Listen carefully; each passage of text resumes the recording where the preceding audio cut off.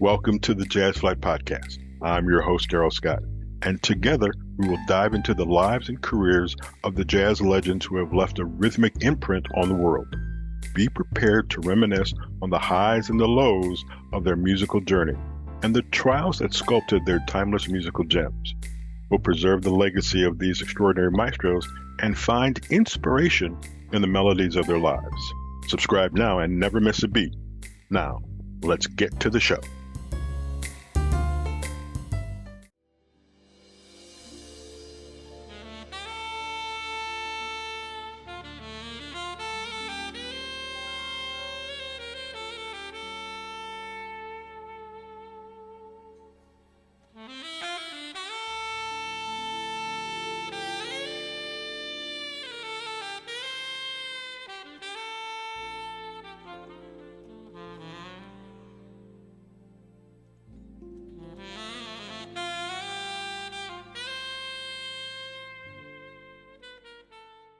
Welcome to the Jazz Flyte Podcast. I am Daryl Scott. Our guest today is a man. I always wonder what the brain acts like when you do two different things. And this young man does, we'll call it contemporary jazz, but he also does big band. I want to know how those two things focus inside the space in our head. Ladies and gentlemen, welcome. Here's the first question. How do you pronounce your last name? Neu. Neu. That's what I thought. Ladies and gentlemen, welcome Andrew Neu. Andrew, welcome to the show. How are you doing today? I'm doing great, Daryl. This is Pablo. I Hey, want to, my co-host here too. So you hey don't mind. Pablo. My four-legged friend right now is a picture, which is he's right there. I don't know if Uh, you can see that. He's a Alaskan Husky here in the Midwest who became a different dog once there was more than 2 inches of snow on the ground. There were many times I could not see his face as he was just buried in the snow. well, But he's a little antsy right now, so I'm going to let him have the whole house to himself. And I'm scared as I said that. Home Alone. Yeah. Once again, welcome. Let's talk about your career. How did you get? I want to know how you get started, and then we're going to work between the contemporary and the big band stuff here in a moment. So, how'd you get started? I grew up in a musical family. I'm the youngest of three. My older brother and sister are both musicians. My brother is a trumpet player who is 7 years older than me. So he was always kind of leading the way. I was still basically a kid when I saw him out there, packing up his horn and leaving for gigs. And it was like, wow, that's kind of cool. Mm-hmm. And I think for a lot of young musicians, our introduction to jazz was playing like in a jazz band. I mean, I'm a product of a public school music education program. My brother, my sister, and my wife are all full-time music teachers, and I keep my foot in the door in terms of doing some teaching as well, which I certainly love. But I think playing big band jazz was a great way of showing me that this is a music that can connect with other people. We make these connections with, first our teachers, our instruments, the other people around us, and then of course the audience in the end. They help to inform our performances. And I just saw that energy even as a kid, and it was exciting to me, and I found myself gravitating to that because I enjoyed it, but at the same time I appreciated the fact that when you practice something, you actually got better at it, and you could see Yeah. that something that you could kind of quantify. So, what was the first instrument you played? Clarinet. And I I'm. still play clarinet and flute, and they're all sort of related to the woodwind family, but I wanted to play in that jazz band, and they didn't use clarinets, so I sent me home one summer with a tenor saxophone, and I came back as a saxophone player, and I still play them all. Um, but it was one of those things that having that foundation on clarinet, and I think a lot of woodwind players will tell you this, it really laid the groundwork for success on saxophone. What is the learning curve, the difference between clarinet and saxophone, or if there is one? It's because it doesn't work the other way. I think people who start on saxophone and try to learn clarinet later in life will find that it's not the same animal. It's definitely a challenge, and part of it is the clarinet is everything about it is so tighter. The embouchure, the position of our mouth around the mouthpiece is much tighter. There's some certain challenges in terms of getting to certain notes, certain higher notes on the clarinet that are a lot more challenging in terms of little fingers trying to get over those tiny little holes. Mm-hmm. it's just everything about the saxophone is just ergonomically really comfortable under your fingers, and even non-musicians could probably be playing, hot cross buns within about 10 minutes of sitting down with a saxophone player and put your finger here, blow in the hole, and you're going to be making a sound. You you haven't seen me Subtlety to it, but you haven't seen me attempt to play any instrument, so I'd be careful when you say that. So who were your, other than brother and sister, who were your influences on the saxophone while you were growing up? well, it's a strange thing. I grew up in a classical household. Although Hmm. brother was the one when he started, getting old enough to be able to work the car radio and have his own records and stuff. So, I actually didn't start to really hear jazz and commercial and pop and R&B until I was probably about 8 or 9 years old. And then it was people like Grover Washington Jr., the Brecker brothers, David Sanborn, and then concurrently it was Cannonball Adderley, Dexter Gordon. Coltrane and Bird probably were the next step for me. But these are the players that I connected to initially. And interestingly, we have the old school, the straight ahead cats, and as well as, the more contemporary guys, and really the people that laid the groundwork in both genres. I was kind of going back to the source for a lot of them. And then of course Stan Getz and um, Paul Desmond, um, and Tom Scott. I mean, looking at it, just kind of bouncing back, and then of course the great sax players that played with, like Maynard Ferguson, the big bands, and Chuck Mangione was huge with, particularly trumpet players, Right. but he carried great saxophone players, Chris Vidala and Jerry Nywood. His son is a great sax player now too, and so there was saxophone was prominent in all of this music, and that's what spoke to me. And then even in pop music too, you heard bands that, like, that pop saxophone sound you heard on pop records back through the 70s and the 80s and into the 90s a little bit, but it was nice feeling represented. How do you, back in the day some time ago, there was this attitude that if you played, we'll call it smooth jazz, we'll call it whatever, fusion, whatever it was called, it wasn't real jazz. But my attitude always was, if George Benson is a great now, George comes from, I got to get the order right, comes from Wes Montgomery, who comes from Charlie Christian. So how can you say that what he plays now is not real jazz when his roots are based in real jazz? How do you feel about that? I think that's a great observation, and George Benson is a great example of that. And the people that it's inspired me to become a recording artist was definitely GRP Records. You remember that Hmm. label, and Yes.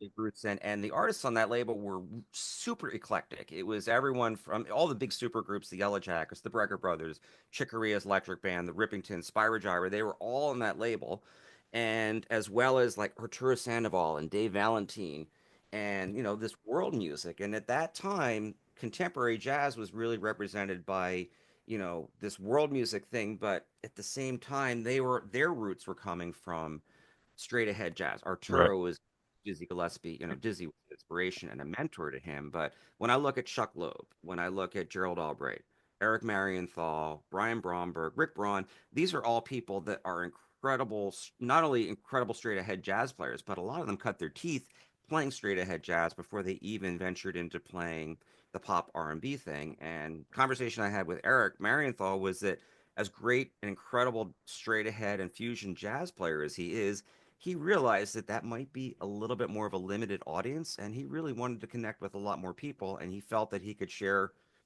his gifts with more Hmm. people playing music that might be more accessible but not necessarily dumbed down. Wow. Finally, I get somebody to agree with me. Oh, Yes, you were so right in so many ways, and I it is. would It, say, it is, and it comes from, I was interviewing Dave Grusin, and I mentioned that to him, and I get this all the time when I ask, I'll call them tough questions. There's a pause, and that pause before that answer scares the crap out of me because you don't know what they're going to say, and it's more or less an agreement thing. It's like, there, you're fine. You're right. You just go with it. So it was always very interesting to me. Now, not only do you play, You arrange, you compose, you're an educator. I'm surprised you have time for this. How do you manage your time? I have a short attention span. Okay.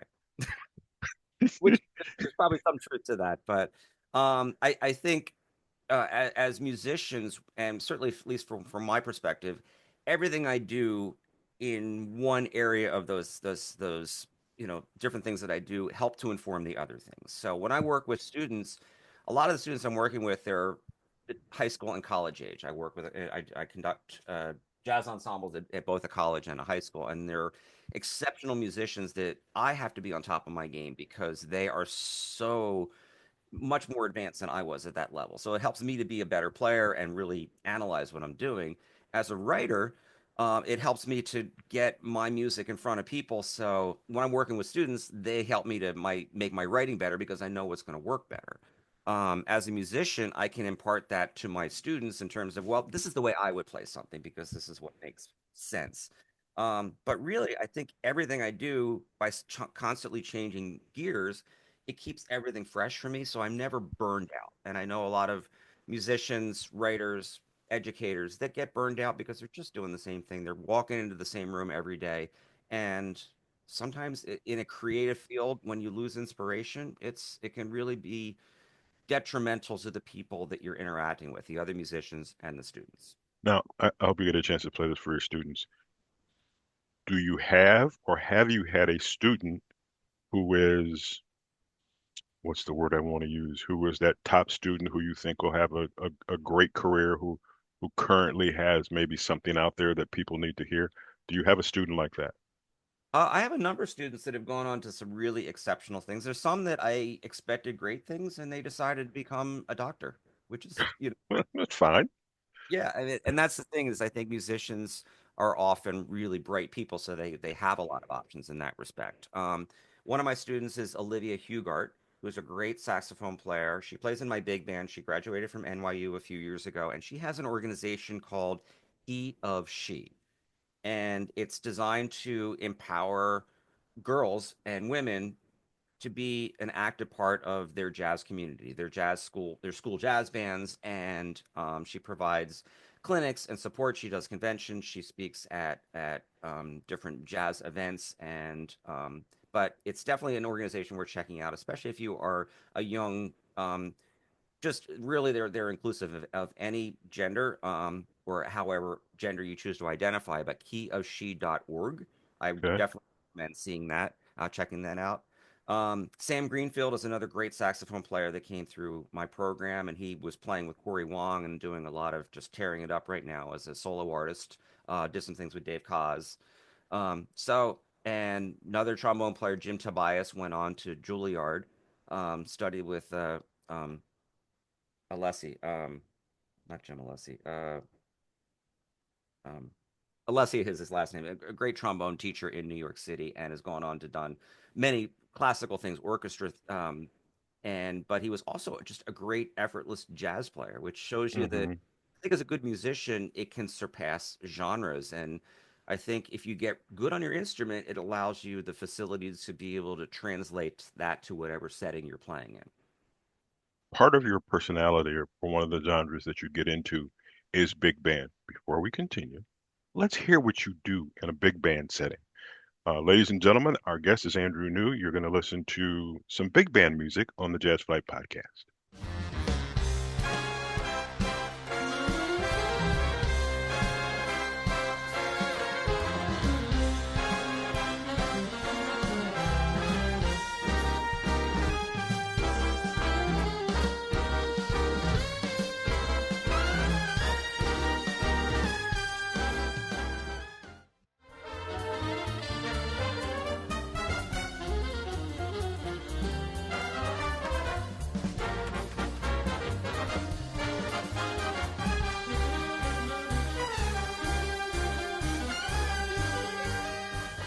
Ladies and gentlemen, welcome back to the Jazz Flyte Podcast. Our guest today is Andrew Neu. That's a bit of his big band flavor.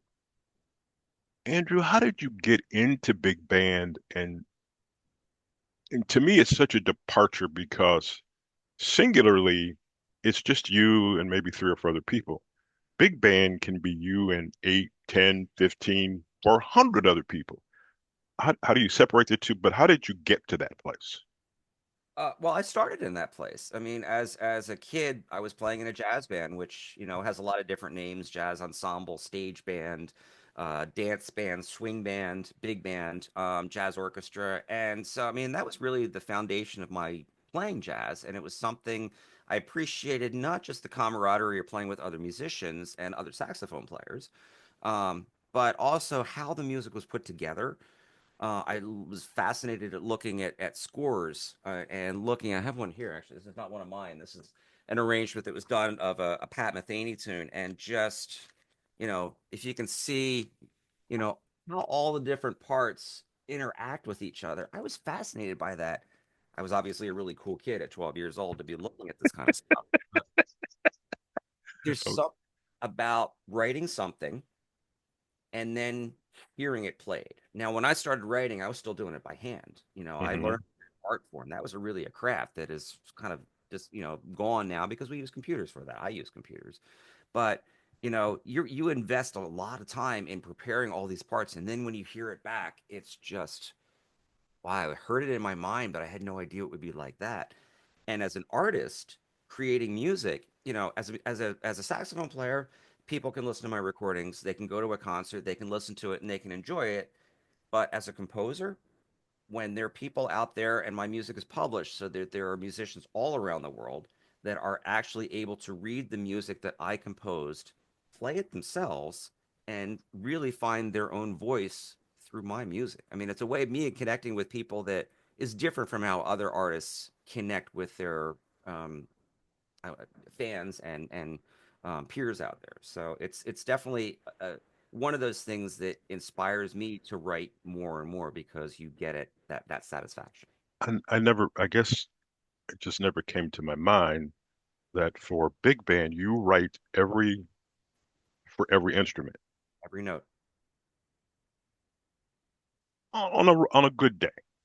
How long does it take you to write a big band tune?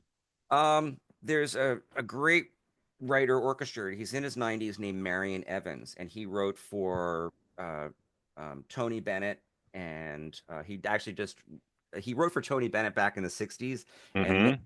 he also wrote for Tony Bennett when he did that album with Lady Gaga just a couple Mm-hmm. years. And he was there. He taught Quincy Jones how to orchestrate. Mm. Um, he was there at the beginning, and he would say, Andrew. Actually, he had this deep Southern accent, which I won't try to imitate, but it doesn't need to be good. It needs to be there by Tuesday. Now he was a brilliant writer, and he was Right. Hollywood, sessions at Capitol Records and all that, and so he still made it great because that's what we do. We want to make it good because that's often your legacy. That's going to be around forever. So, but sometimes it's like it has to be done on Tuesday, and other times it's like, you know what? I'm going to work on this a little while, and I'm going to put it away and come back to it. So some things happen very fast. There's no real process of it, but if it needs to get done, you get it done. There was a chart I wrote for Chuck Loeb, a big band thing that we were doing at the Berks Jazz Festival a few years ago, and I turned that around in about 3 days. But if it's my schedule, I might stretch something out for a few weeks or put work on it for a while and put it away for 6 months and come back to it. But that's if I'm writing for myself. So I ask this question of everybody. There's always how many albums you've done. If you multiply that, if you've got 10 songs on an album or CD, whatever you want to call them now, and you've done 10, that's 100 songs. But there's this drawer on the left-hand side that has all the songs which you have not recorded, In my let's say. drawer over here, Yeah. really back But here, but stacks. the thing with you now is you have the stuff that you haven't done, and then you have your big band stuff. Dude, that's a lot of stuff. Do you ever go back to those files and go, I now know where I want how I want to finish this one. So I'm gonna release this one. Or you keep going, you just never go to that. You just all this is like a folder just to keep everything in. How much Um, stuff do you have that is in the file cabinet, okay. It's a real I literally have a drawer. It's right over here, and it's right? filled with written. So as a writer, And I learned this from reading, I don't know him, but reading an interview with Paul Simon, who Mm-hmm. his job when he wasn't out on the road and performing was he would get up every day, first thing in the morning, and he would write from 8 a.m. to 2 p.m. And he would just write. That was like what he considered his job. And he would have notebooks of lyrics and music, and then he would put it away. So a lot of that stuff is just working through your progress. It's your process, and you write a lot of bad things before you start to zero in on what's going to be the good things. Mm-hmm. And I go back to that folder every once in a while and be like, "Wow, I remember that. That was a cool moment." And I got some stuff written over there. Um, and then there's others that like, okay, yeah, I can see what I was trying to do there, but it's not happening. I mean, you have to sort of be your own uh, self, be able to evaluate yourself in terms of what's really good, and the only way of doing that is through um, content and just quantity. And 100 monkeys at 100 typewriters for 100 years is going to write a Shakespeare play. Um, What so did you just say? 100 monkeys at 100 typewriters? 100 typewriters for 100 years will write a Shakespeare play. Oh my goodness gracious. All I right. that somewhere. I can't take credit for that, but He who steals from me steals twice. well, Um, they say a good writers borrow, great writers steal. okay. Now, with all of that, the big band and contemporary jazz stuff, you've also spent some time on the road with Norman Brown, Diane Schuur, Smokey Robinson, Manhattan Transfer, and all of this. What do you take from them that you use for yourself? Um, Having stood next to them, I don't have the responsibility of my name being on the marquee. I mean, you don't get the recognition, but at the same time, they carry a lot of weight on their shoulders. So, um, they're carrying a show, even though they might have great musicians with them. Some of them on stage have a very scripted dialogue with the audience. You can tell when they're going into a certain joke and they got a certain introduction to a certain song. Others like just kind of shoot from the hip Hmm. and just they're in the moment, and they try to make it spontaneous. um but yeah, you realize, when you start to play with other musicians, you realize when they're having a good day and when they're not having such a good day. And it's amazing to see that transformation from backstage to the stage. And if there was that movie about Judy Garland with Renee Zellweger a couple years ago, Hmm. saw it, but there was this moment when she was just a train wreck backstage. I can't go on. I can't go on. This is the very end of her life. And at one point, it's just like, Judy, you got to go on. You got to go on. This is in some stage in London. They push her out there, and she becomes Judy Garland. And I've seen this with some of these artists they're just amazing. The fact that like they can turn it on and suddenly be this persona. And um for most of the artists that I worked with, they're very genuine, but there is an old joke about the show business. The key to success in show business is sincerity. And if you can fake that, you got it made. Uh, So not to say that there's, not certain truths to that, but fortunately, the artist that I work with, Smokey Robinson, is an incredibly lovely person off stage. The person you see on stage is the person that's off stage. I worked for 12 years with Bobby Caldwell, who was a mentor and a friend and a dear loss for all of us. But it was amazing to watch a true professional, because he was such a musician. He was a composer. He was a lyricist. He did the production on his albums. I mean, he wasn't just someone that stood up there and sang the songs. 12 years with Bobby Caldwell. Did you ever play in Cleveland at the Front Row Theater? I don't We know if you played remember. at the Front Row Theater. Hmm. Because the funny thing is, who else have I talked to? Michael Lincoln Hmm. played with Bobby Caldwell. There's a lot of sax players. He A lot loved. of sax players. So I always ask because if you did that, I'm in the audience. Um, I'm there. So I just try to, and there's a couple of people um, who actually said, yeah. And one guy, Joe, you were sitting like in the eighth row. I'm going to look, let's not get out of hand. This is just what we do. That's All right, right. let's take a break and listen to Night of the Mojito. Is that Yes. correct? All the best songs are written about alcohol. Then you need to write one about tequila. I'm putting that pressure on you right now. Ladies and gentlemen, this is Night of the Mojito on the Jazz Flyte Podcast with Andrew Neu.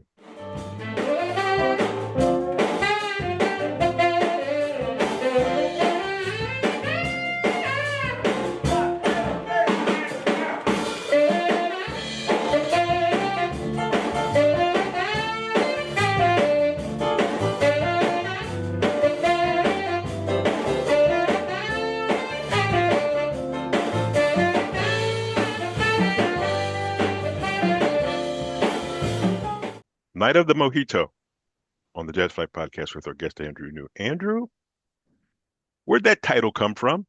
You had to ask. There's a couple stories about that, but we used to the short one is we used to play a venue in Philadelphia. We had a vertical where you would play like every Wednesday night or Thursday night. You'd see that on the calendar. And whatever night we played, the night before was Latin night, so they Mm-hmm. would and stuff like that. So we'd come in the next night and we'd see that on the menu and be like, hey, that sounds really good. And they would say, we'd say, hey, can I get a glass of mojito? And they would say, no, we can't make glasses for the band, but we can make you a pitcher of mojitos backstage.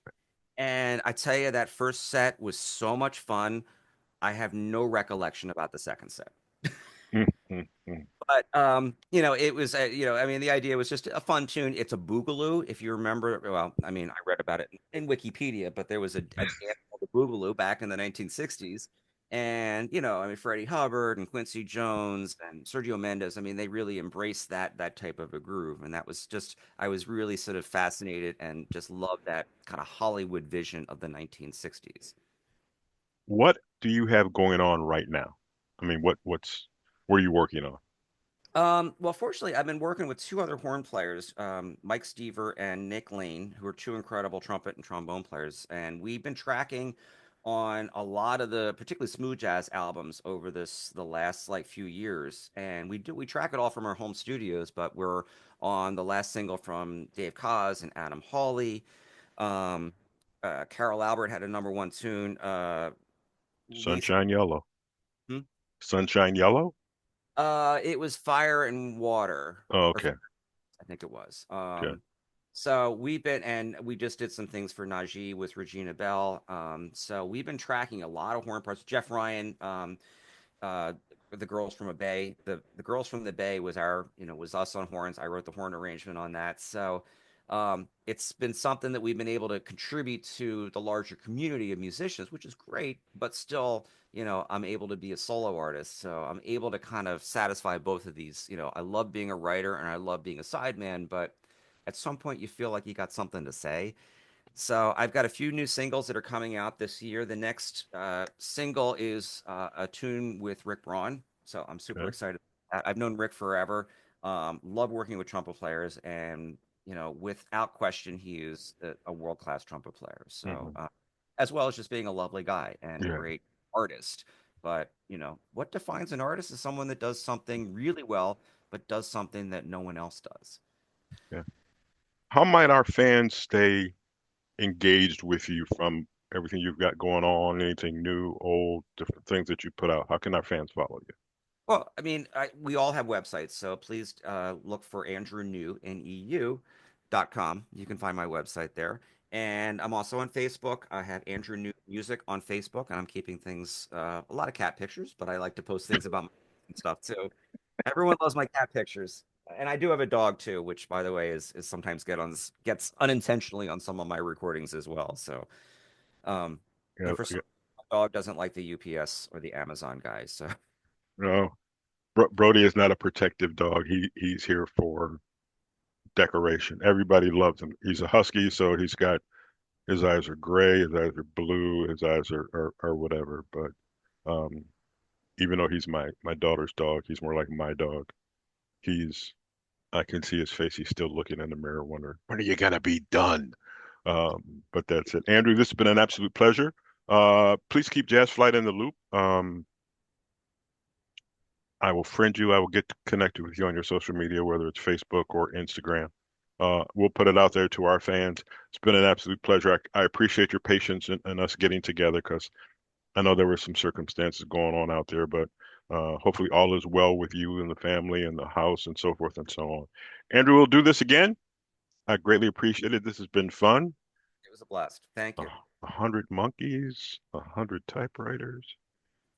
I'll remember the third part later. Pardon me?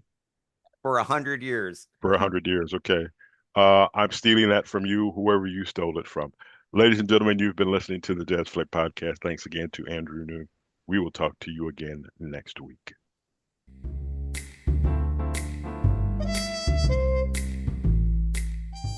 Thank you for tuning in to the Jazz Flyte Podcast. I hope you enjoy these stories and soulful melodies that grew through the doors of time.